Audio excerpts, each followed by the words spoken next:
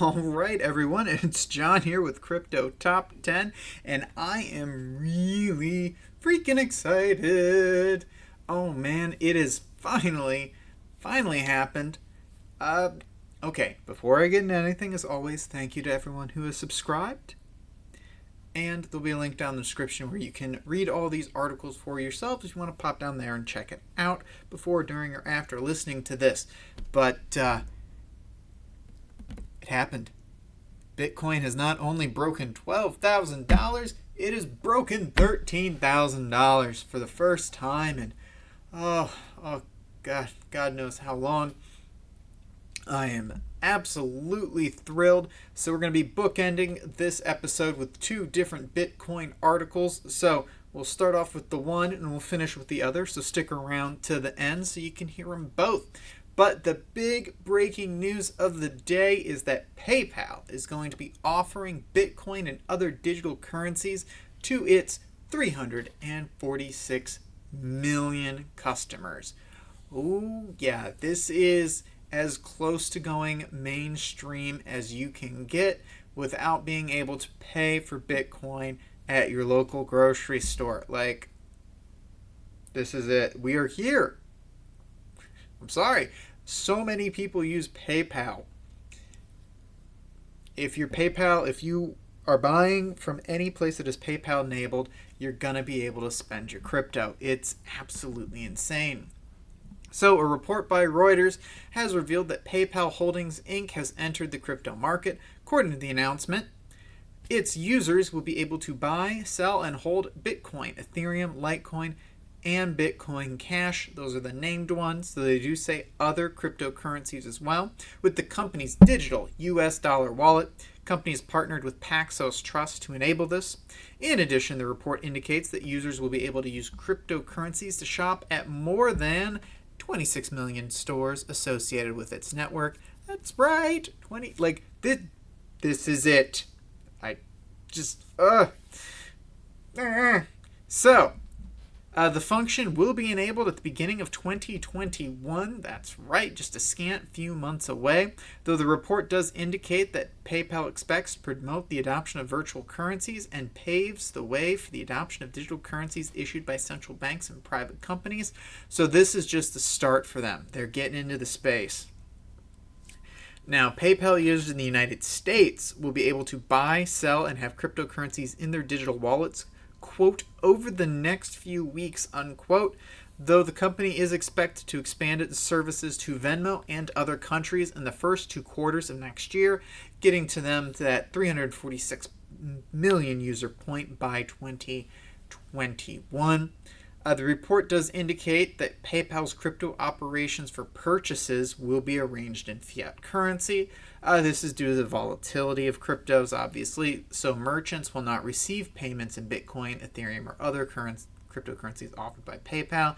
So you can pay with it, but the merchant will receive the equivalent cash value at the time. Makes sense to me. Not all companies are ready to be receiving crypto like that, and they are volatile, so that makes sense. But still, this is it. This is literally the thing everyone's been waiting for.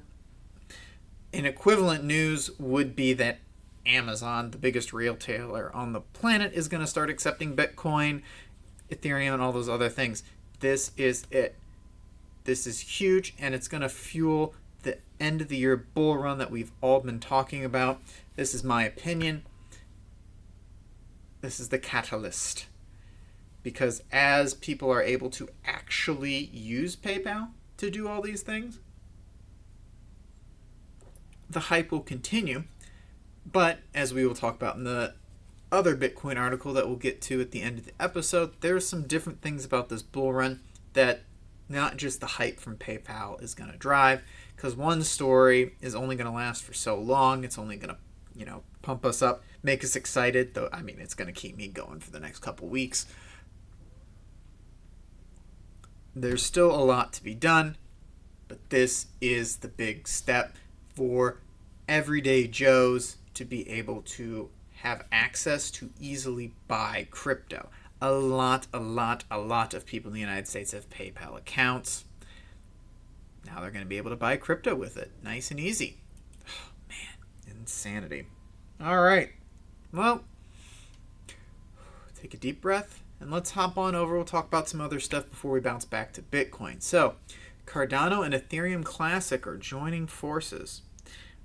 I feel like the title's a little bit misleading, but hey, you got to clickbait when you got to clickbait. So, in a report called ECIP Comparison for 51% Attack Resistance, yeah, that's a mouthful, but it was published by the Ethereum Classic Cooperative.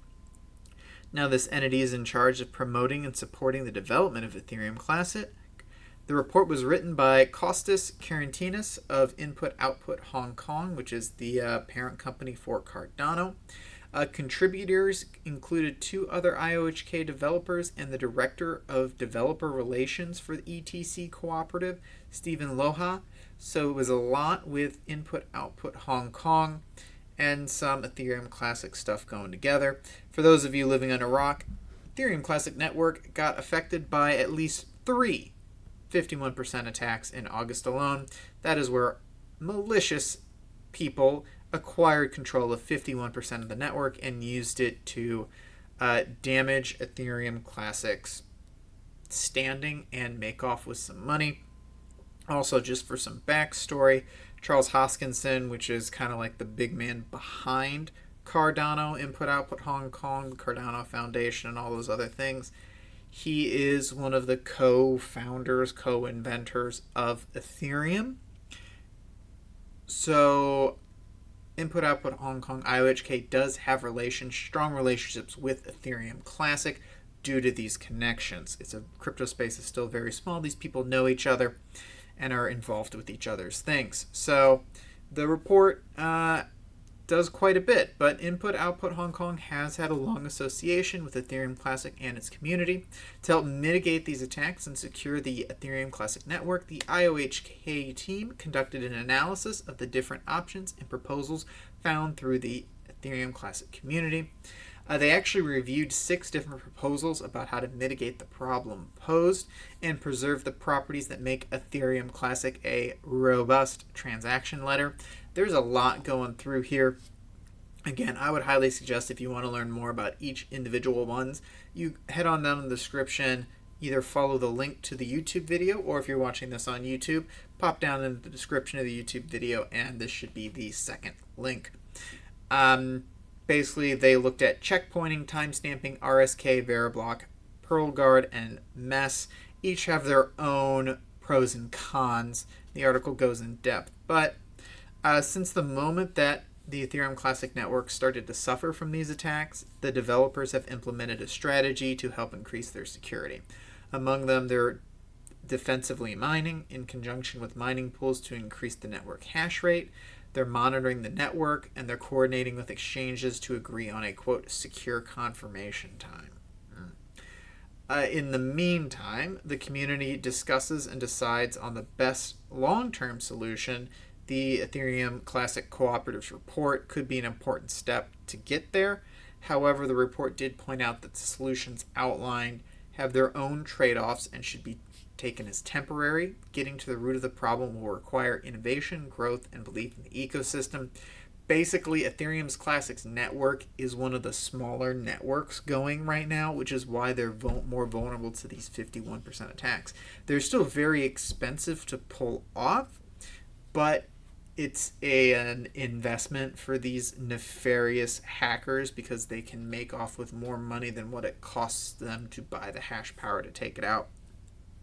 So really what they need is for the network to grow, and a lot of these temporary solutions that they're proposing, which have many pros and many cons, becomes moot. Bitcoin can't be 51% attacked because the network is so large, so expansive, and it would be so expensive to do. It wouldn't just... It's not feasible, and it wouldn't benefit. The loss of confidence in Bitcoin, if that were to happen, would make any Bitcoin stolen worthless. So, Ethereum Classic, however, people can make off with that a little bit easier, and if it tanks a little bit, well, they still come out ahead, which stinks. So, Tron, hopping over here. Good guy Tron, in my opinion. People have criticized it a little bit, but so the Tron Foundation has published an update on a decision it took yesterday to enable Tron holders to withdraw their tokens from the OKEx cryptocurrency exchange. For those of you who don't know, one of OKEx's private key holders is being detained by the Chinese government, and as such, withdrawals have been paused. So, at present, Tron has helped about 16 of these users withdraw their Tron. The Tron Foundation has given users the option to withdraw the TRX held in their OKEx accounts on a one-to-one basis. The Foundation has explained that users can transfer their tokens by opening the OKEx app and selecting Internal Transfer, which provides the option to transfer to a designated Tron-affiliated email account and official cell phone number. Interesting. Seems a little sketchy, but if I wasn't reading this on Cointelegraph, I'd have more questions. I don't have any Tron on OKEx, but if you do, a little PSA for you. They will send the transferred TRX into the TRX mainnet account specified by the user within 12 to 24 hours. As the withdrawal will be operated manually, there may be a delay in arrival, the Foundation wrote. Verification of the transaction will apparently be undertaken by Tron's customer service.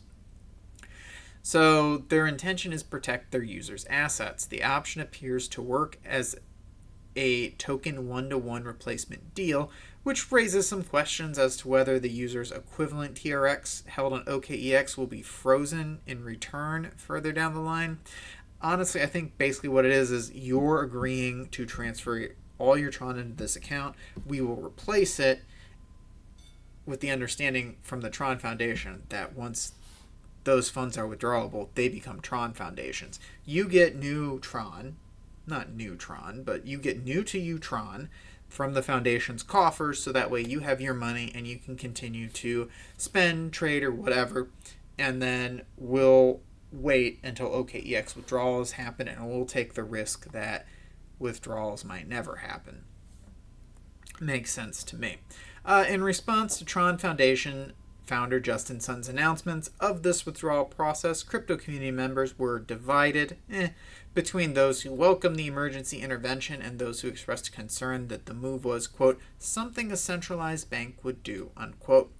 I mean, yes, kind of, but the fact that the Tron Foundation is taking that extra step for, their users and their community, I think is overall a very, very good thing.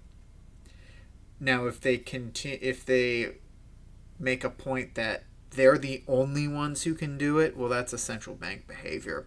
Them offering to do this as a credible foundation that has the best interests of the network at heart, I think this is a really good thing that they're doing, and I applaud them for it. Some people might disagree with me. That's fine. Let me know down in the comments. They'll be civil. But yeah, good guy Tron on this one.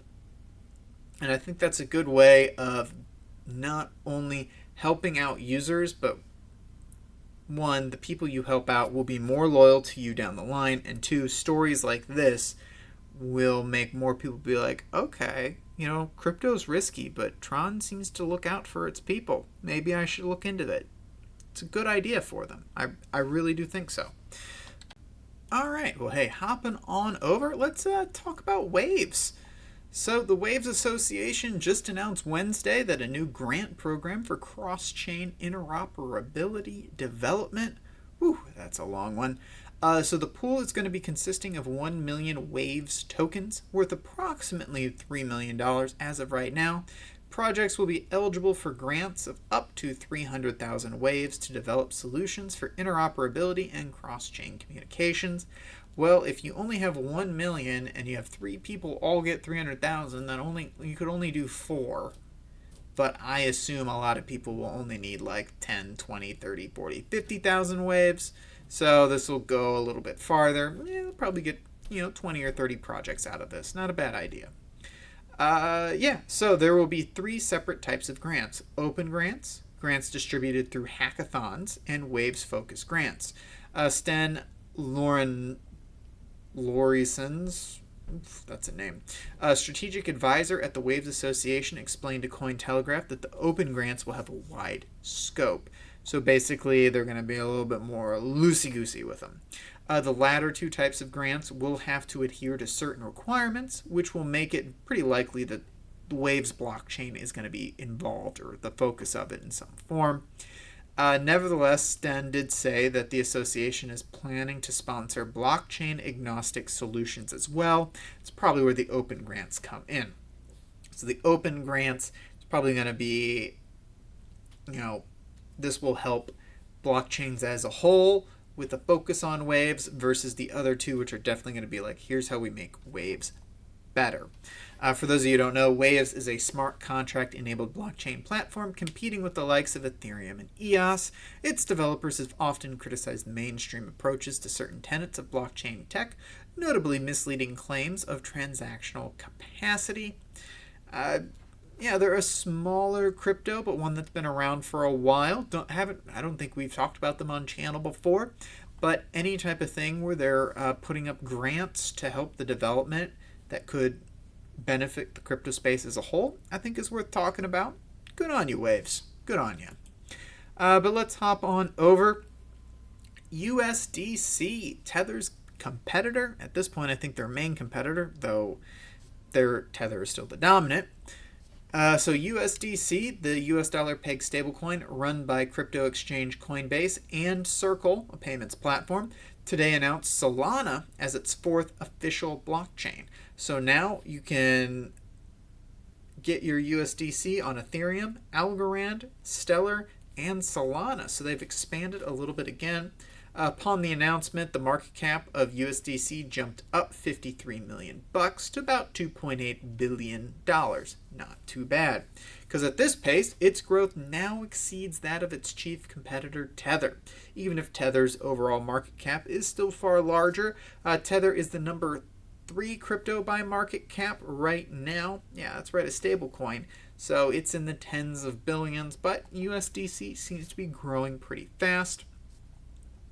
Now, for those of you who don't know, in January, USDC's market cap was about $475 million, and now it's about 2.8. So it's really jumped up. It started rising in mid-March as all the other cryptos were crashing due to the coronavirus. They actually expanded, probably because more and more people were getting their money out of falling crypto and into the more stable USDC. Makes sense. Things really took off for the coin during the summer with the DeFi craze. Investors poured billions into non-custodial exchanges and lending protocols. Lots of these protocols offered customers the chance to make massive returns from staking USDC in their smart contracts. Makes sense to me. That's probably what pushed their growth. But still, they seem to be doing rather well. I think stable coins are going to have a bright future in the crypto space. They serve a very, very important role in my mind. And there needs to be a pretty strong alternative to Tether, which I think USDC meets. There's a lot of stable coins out there that do very well. I don't want to criticize, but Tether has been by and far the market leader, and in my opinion, undeservedly so at times. So to see USDC growing and maybe being able to rise up to the point where they can really challenge Tether for dominance, I think is going to be very good for the crypto space. Alrighty, but now to wrap things up, as I said up at the top, we've got a bit more Bitcoin news. So the hype from PayPal has brought Bitcoin up 10% on the day pretty much. Bitcoin's still showing at being above 13,000. But we got to talk about why this bull run that's going on right now is different than before. And how it's different than 2017, and why, in my opinion, it's actually best that it is different for our long-term growth. So the price of Bitcoin has shot up 8%, closer to 10 in my opinion now, following the news that PayPal will be adding crypto buying and selling feature. Bitcoin is trading well above 12K. It's sitting around 13,000. We'll see if it is able to keep above that point for any amount of time. Bitcoin has only ever held above $12,500 for an extended period of time back in 2017 during, well, we know. Today's spike amounts to nearly 3 times growth, or 275%, from the yearly bottom of $4,644 that happened during the infamous Black Thursday crash on March 12, 2020, when the coronavirus brought market panic across all sectors.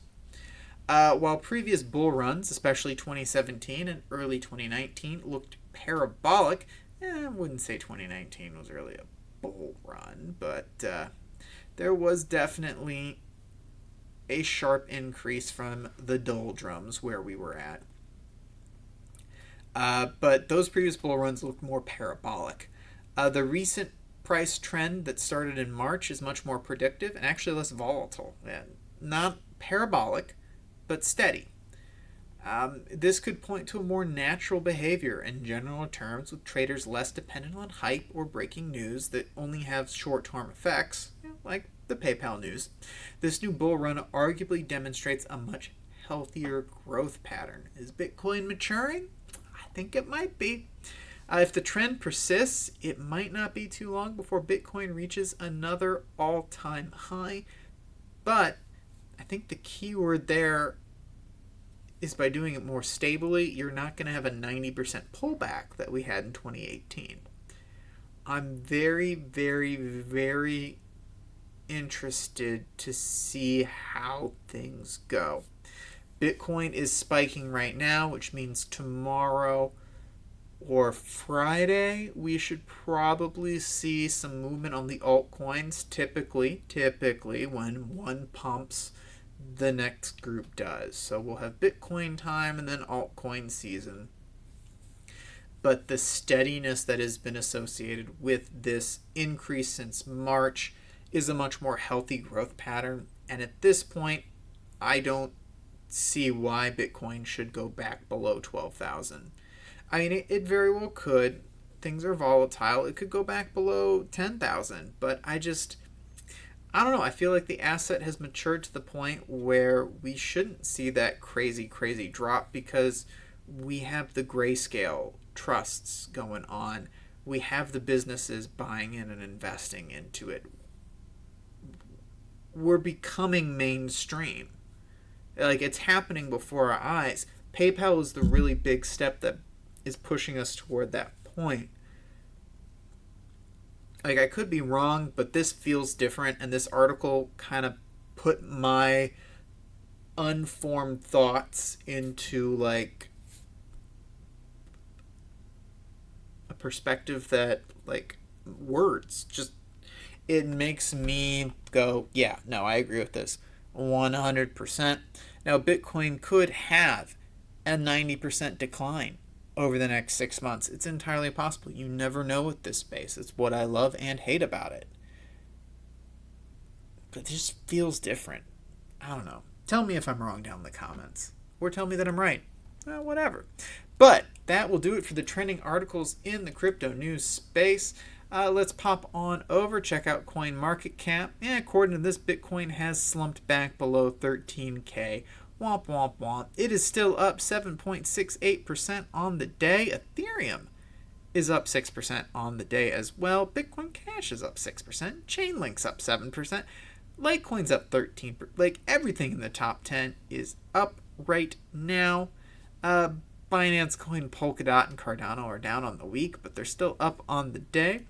As for the number one coin increasing in price today, it is Reserve Rights. RSR is up 31% on the day. I actually believe they were the biggest loser yesterday, so good for them. And then ABBC coin is down 15.16%. Womp womp. Now, based on the time I'm recording this, we will see what it's like come the morning when this episode drops. But at the very least, I'm hopeful that we can maintain above the $12,500 line, or at least the $12,000 line. Because if we can hold against that, then a lot of the prophecies, technical analyses, that are saying if we can hold above that point, the golden bull run to end all bull runs that makes us all retire will commence. Praise be. So, yeah. But yeah, if you've made it to this point, thank you ever so much for subscribing. Your support means the world to me. I am having a lot of fun doing this, and I hope to continue. If you haven't subscribed, please go ahead and hit that button. I would really appreciate it. It lets me know I'm doing something right. If I get enough of you guys subscribed and enough backing behind my videos, I can start justifying the time to my wife to do a bit more stuff on the channel. So here's hoping things will continue to grow for all of us, and I'll be talking to you all soon.